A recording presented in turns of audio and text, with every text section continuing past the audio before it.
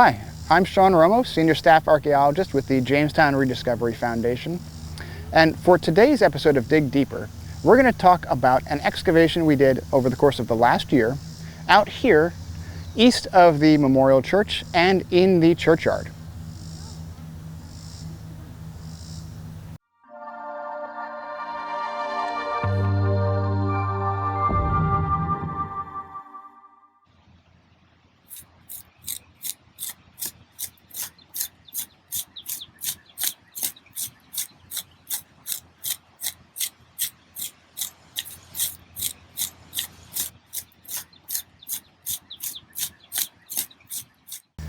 So we started excavating in this space last summer, and the goal of the excavations was to figure out how big the churchyard was.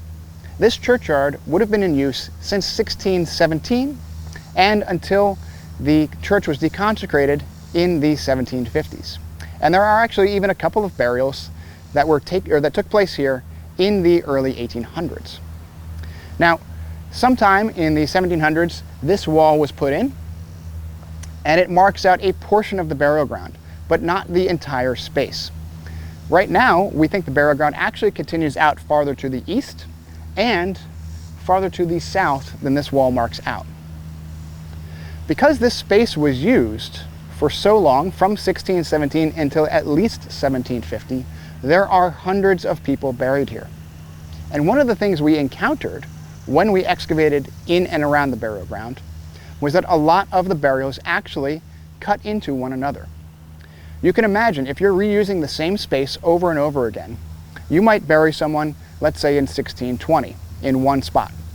And then 20 years later, you need to bury someone else. But you don't remember exactly where that early burial was. And you may not have had a grave marker present, or if there was one, it might have been made out of wood and rotted away. There may not be anybody left who remembers where that burial was. And so you come into the same location or near it, dig down, put in your new skeleton, and inadvertently cut through that earlier burial. Many times, when we're excavating in the burial ground, we find redeposited skeletal remains from when this happened, when somebody cut into an earlier burial, putting a new one in the ground, and came up with loose bones. This actually happened inside of the church as well. When we excavated there over the last few years, we found many burials that cut into one another, including one that cut through a burial that we think may belong to Sir George Yardley. That burial actually removed the skull and redeposited it elsewhere. So we see that a lot everywhere around the church, on the east and south sides and on the interior, where the churchyard was most heavily populated. We don't see that as much on the north side. In fact, while the east and south sides of the church have hundreds of burials, the north side has only a few. Most of them are by themselves, set off from one another. The difference likely is attributable to the fact that the north side was the less prestigious side to be buried on. In fact, in some areas, it was reserved for people who had committed some sort of sin, who had committed suicide, or maybe were unbaptized. And so you didn't want to be buried on the north side, and a lot less people are buried there at Jamestown. Most are out here on this side and to the south by the river. In this particular pair of test units, they're about 20 feet long, we have somewhere around 11 burials. We also have a couple of other features. We found post holes that may represent an earlier iteration of a churchyard wall, some sort of fence line, or perhaps we're marking out some later activity, making sure to separate out the churchyard from someone else's property. Now, we completed excavations here in December of last year, and we're getting ready to backfill this. We're not actually going to dig up any of these burials.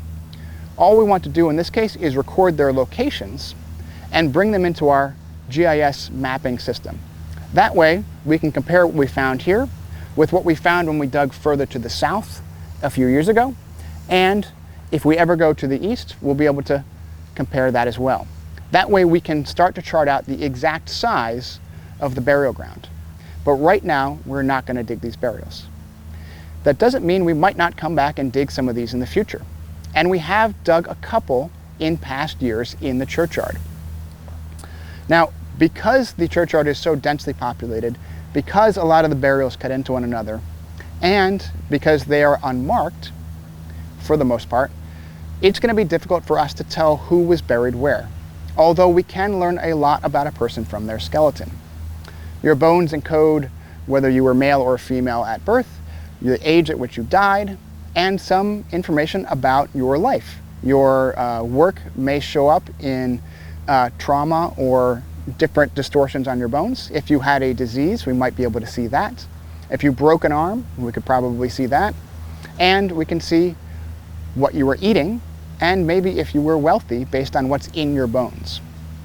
Now, sometimes we get lucky, and even though there's an above ground marker for a burial, when we dig down, we do find some telling information.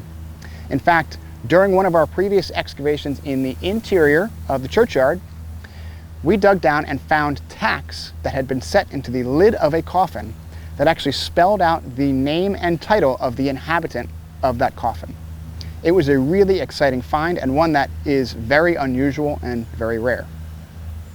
Now, you may have noticed that there actually are some tombstones in the churchyard, but these tombstones do not necessarily appear to be in the right location for their burials. A lot of them seem to have been moved. Now, the reason that would happen is that after about 1750, when the church is deconsecrated, there's not as much maintenance of this yard. The church itself actually falls into disrepair. And so the tombstones could break naturally, or if someone was coming in here and looking for raw materials or wanted a souvenir from Jamestown, they might break off a piece and take it with them. You'd be surprised how often that souvenir hunting actually happened.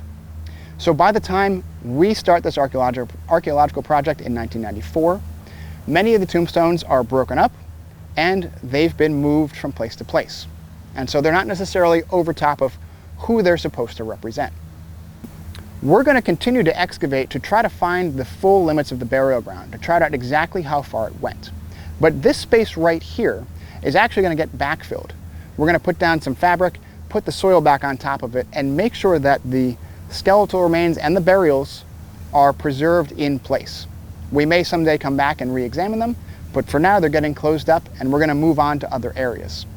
So stay tuned for more updates about our current project and the burial project. Thanks for watching Dig Deeper.